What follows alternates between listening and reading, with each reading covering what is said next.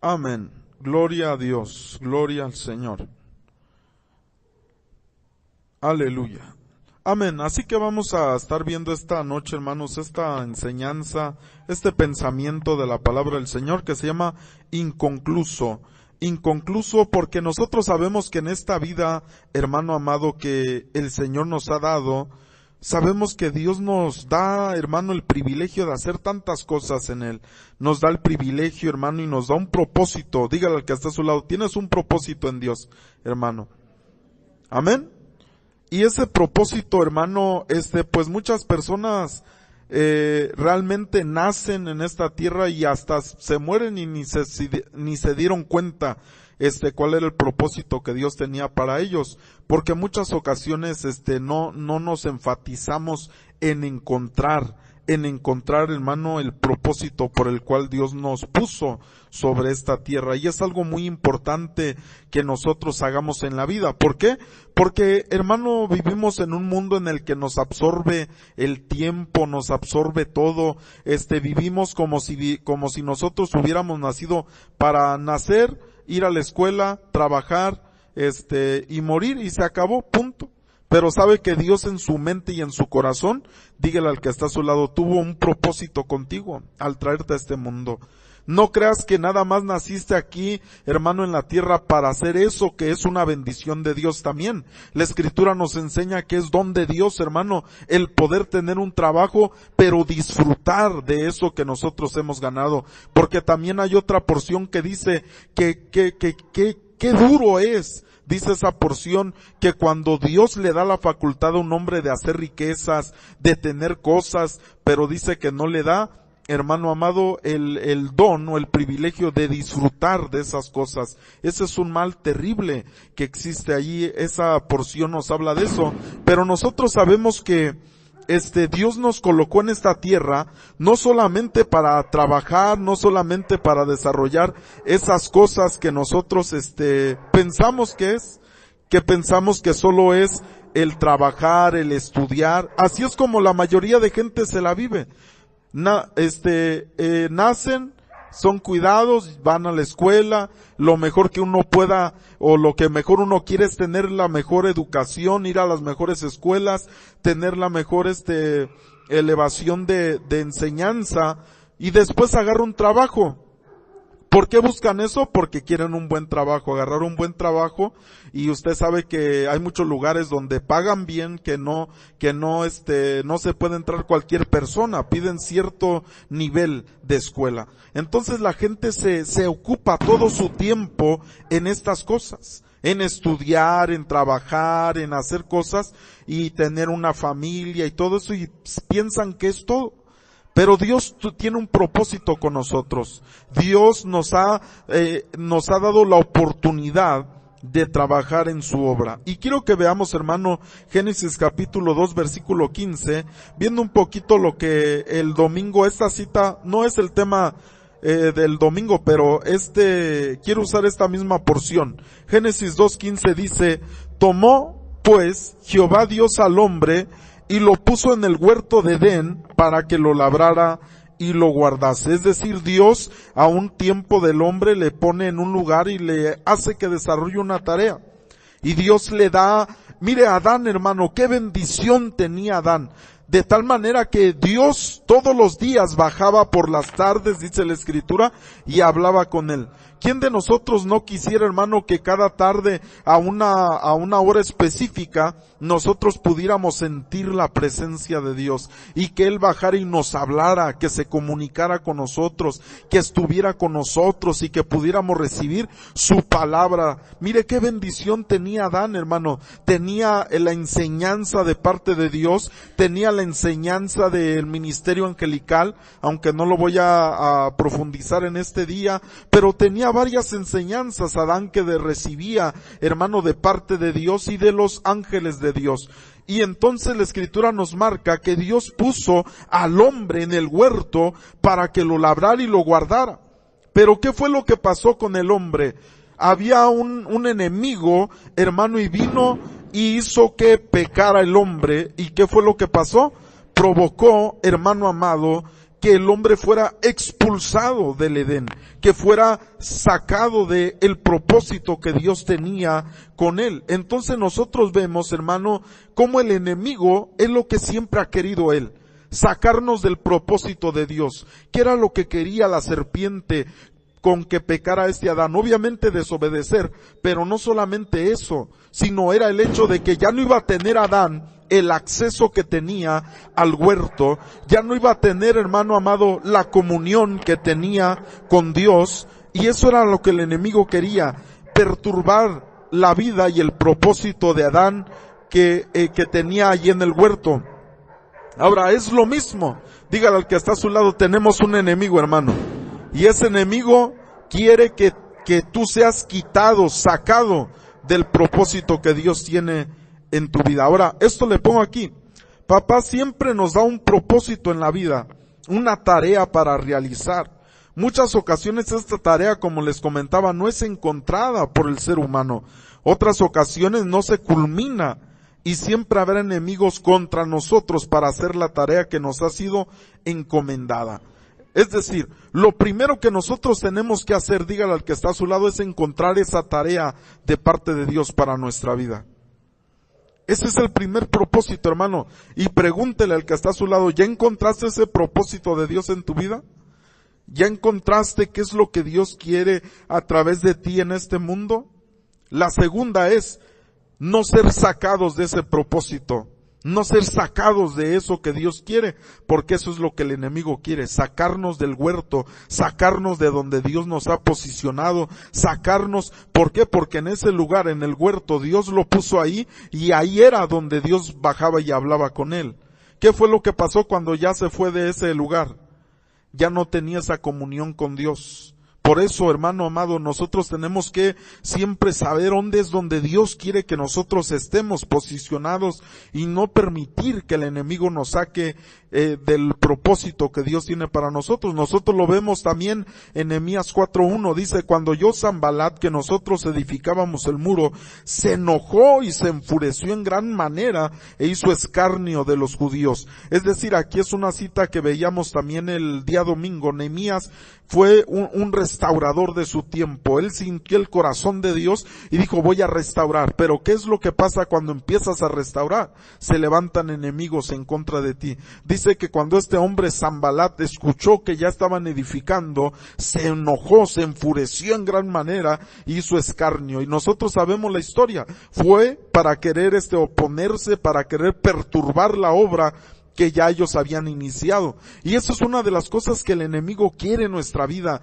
que no encontremos primeramente el propósito de Dios en nuestra vida, y segundo, que si la hemos encontrado, sacarnos de ahí, derribarnos, destruirnos, robar, matar, hacer todo lo que pueda para que no podamos terminar. Nosotros lo podemos ver en la Escritura. Mire qué terrible. Yo creo que es una de las cosas más tristes, hermano, en la vida, haber encontrado el propósito de Dios para uno en la vida y no terminar esa obra, no terminar lo que Dios nos ha comisionado. Mire lo que dice Deuteronomio 32:51, por cuanto pecasteis contra mí en medio de los hijos de Israel en las aguas de Meriba, en Cades, en el desierto de Sin, porque no me santificasteis en medio de los hijos de Israel, le dice el Señor, verás por tanto delante de ti la tierra.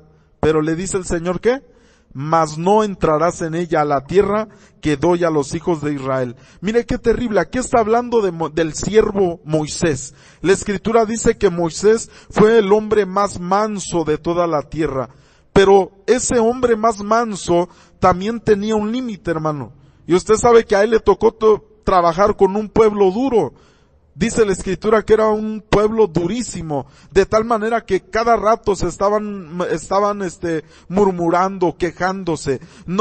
Se quejaban porque no había agua, se quejaban porque no había pan, se quejaban porque no había carne, por todo se quejaba el pueblo de Israel. Y la Escritura, hermano amado, mire, Israel, hermano, vio las maravillas, vio los prodigios, vio cómo lo sacó con brazo poderoso de Egipto, hermano amado, convirtió el agua en sangre, desencadenó, hermano, algo terrible en Egipto, y vinieron lo que llamamos plagas, y Israel vio las maravillas de Dios, Israel vio los prodigios, Mas sin embargo, cuando ya salieron de ahí, mira, hasta salieron enriquecidos.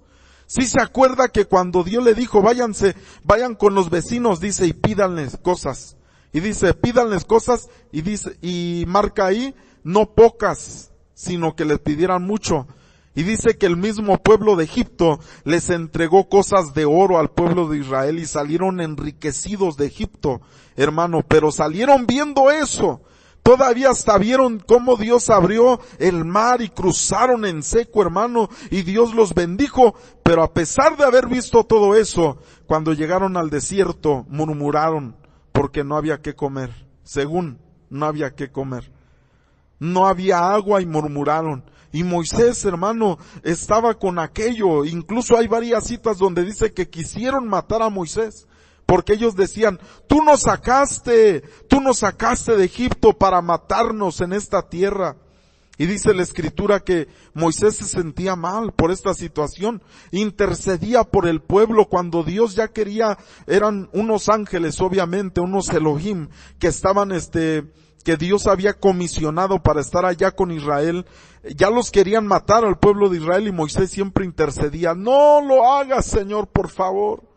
En varias ocasiones nosotros podemos leer en la escritura que Moisés intercedía por el pueblo de Israel porque Dios estaba cansado de la murmuración, de la queja.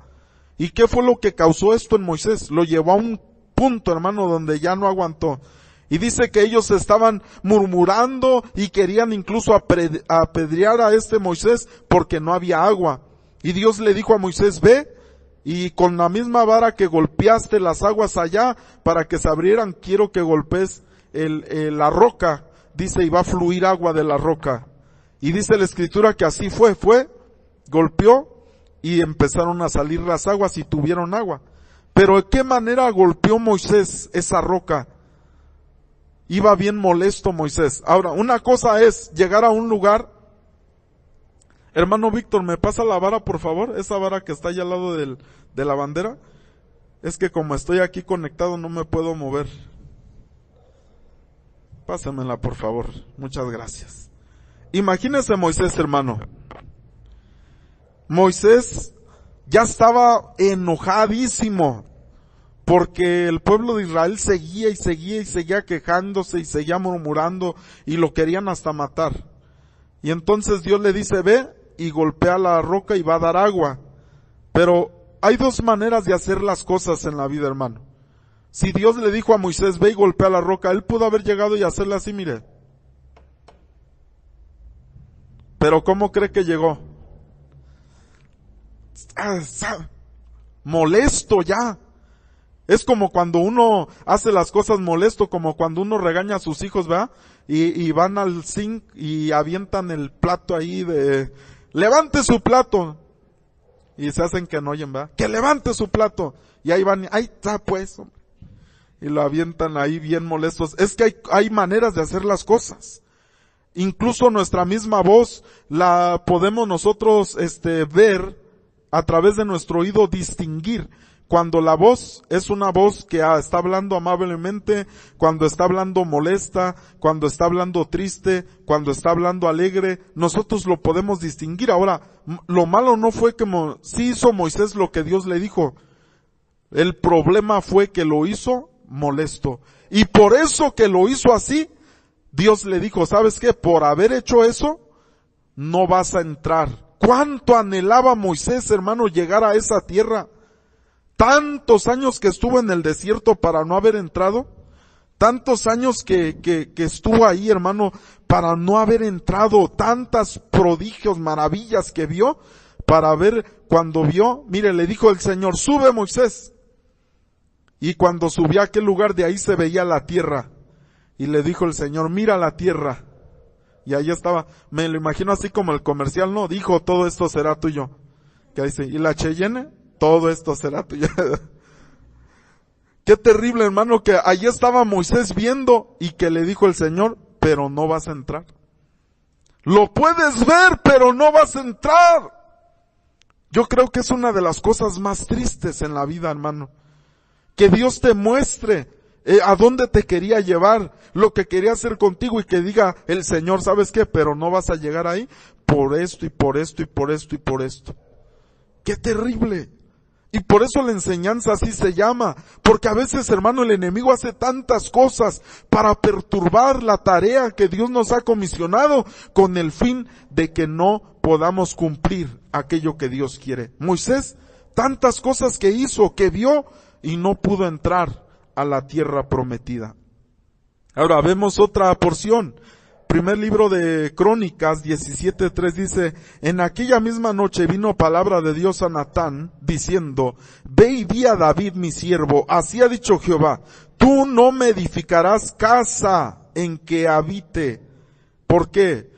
Dice en el capítulo 22, versículo 8, mas vino a mí palabra de Jehová diciendo: tú has derramado mucha sangre y has hecho grandes guerras.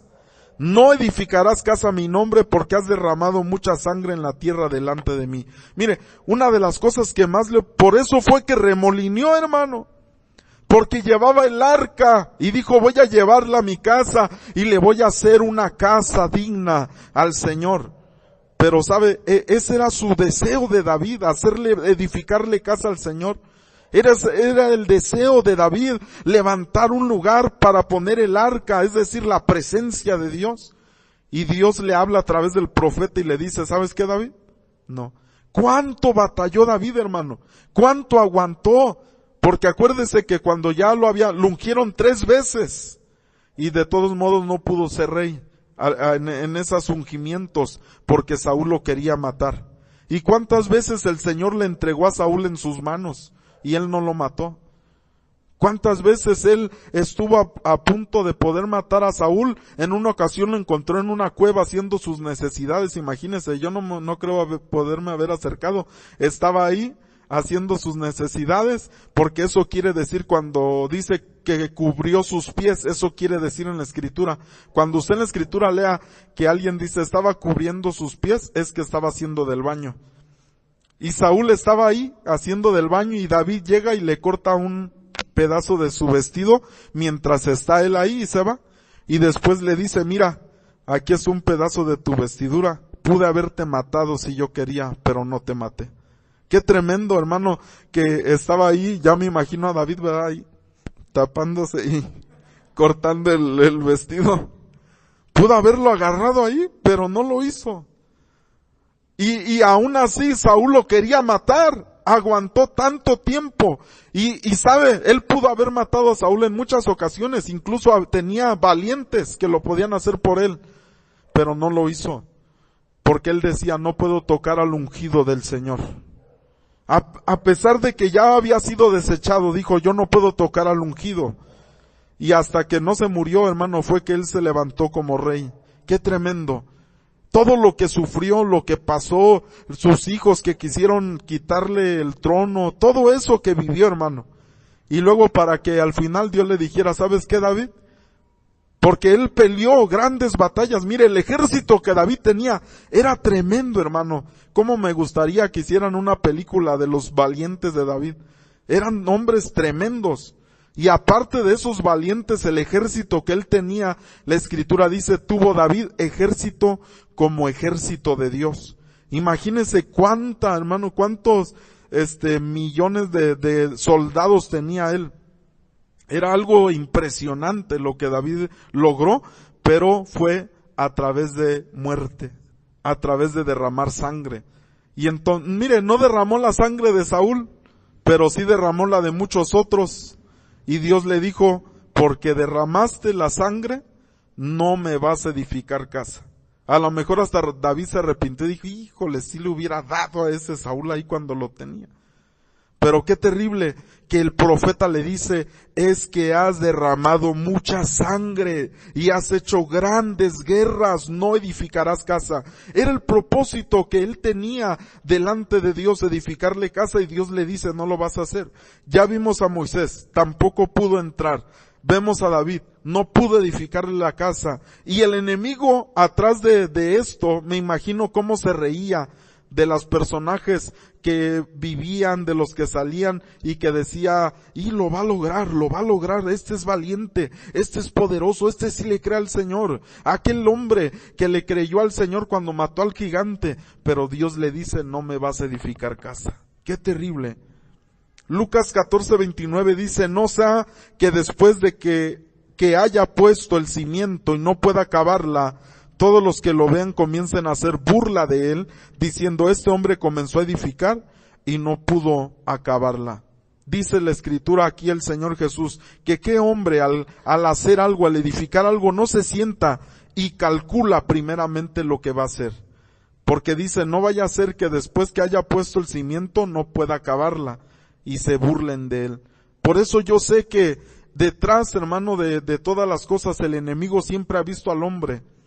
Desde Adán, vio todas las generaciones, hermano, en toda la tierra, no nada más allá, en toda la tierra, y viendo cómo el hombre siempre fallaba en culminar la tarea, en acabar lo que Dios le había comisionado. Y él se encargaba de meter su, como dicen por ahí, ¿verdad?, su pata, su cuchara para que no pudiera acabar la obra, el hombre que Dios le había comisionado. Qué terrible, pero hermano, mire, una de las cosas le pongo aquí más terribles de ver en la tierra es ver a alguien que comienza algo pero no lo termina. El enemigo en muchas ocasiones se ocupa de estorbar para lo mismo, que el hombre no tenga la capacidad de terminar y cumplir su propósito. Imagínense cuántos hombres llegó a ver el enemigo no terminar la obra hasta que apareció uno que la terminó. Aleluya. Juan 17:4 dice, yo te he glorificado en la tierra. No nada más en el cielo, le dice, yo te he glorificado en la tierra, he acabado la obra que me diste que hiciese.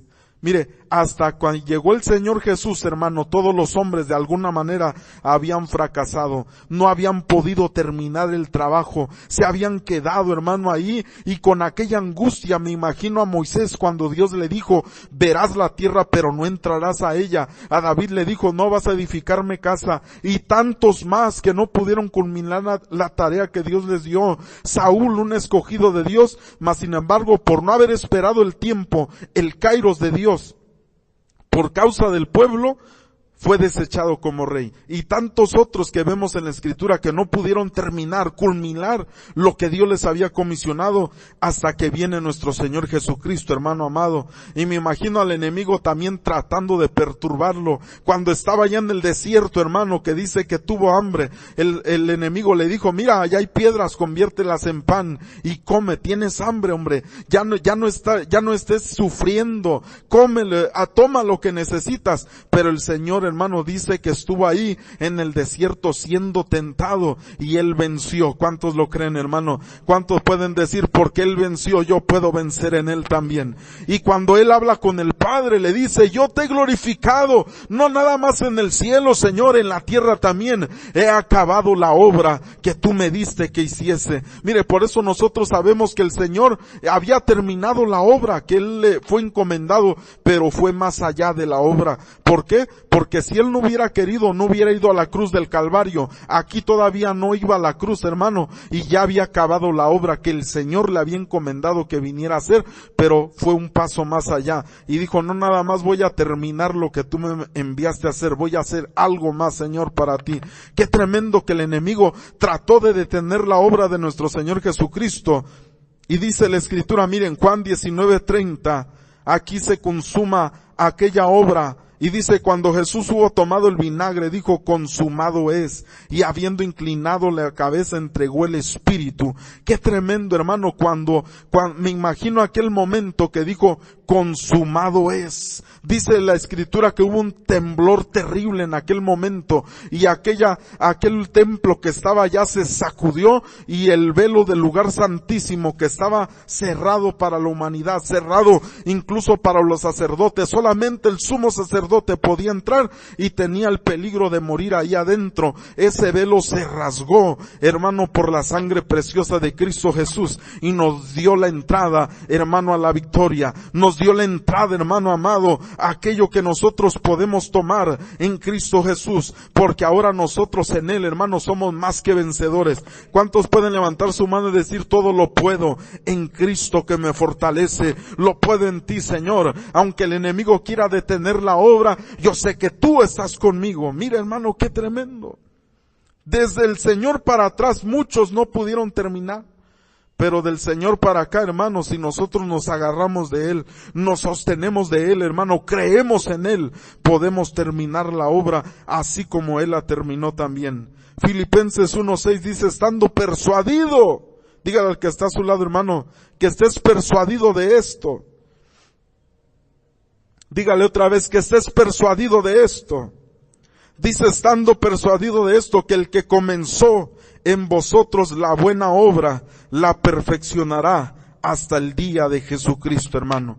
Él empezó la obra, dígale al que está a su lado, Él empezó la obra en ti, Él empezó la obra en mí, hermano, y la va a estar perfeccionando hasta el día de Jesucristo. Va a seguir trabajando con nosotros, hermano, a pesar de las situaciones que vengan a nuestra vida, Él va a seguir trabajando en nosotros. ¿Por qué? Porque el Señor le mostró al profeta Jeremías cuando le dijo: ve a la casa del alfarero y te voy a mostrar cómo trabajo yo. Y dice que cuando él fue, vio al alfarero trabajando ahí con barro, y dice que se le echó a perder en las manos. ¿Sí se acuerda?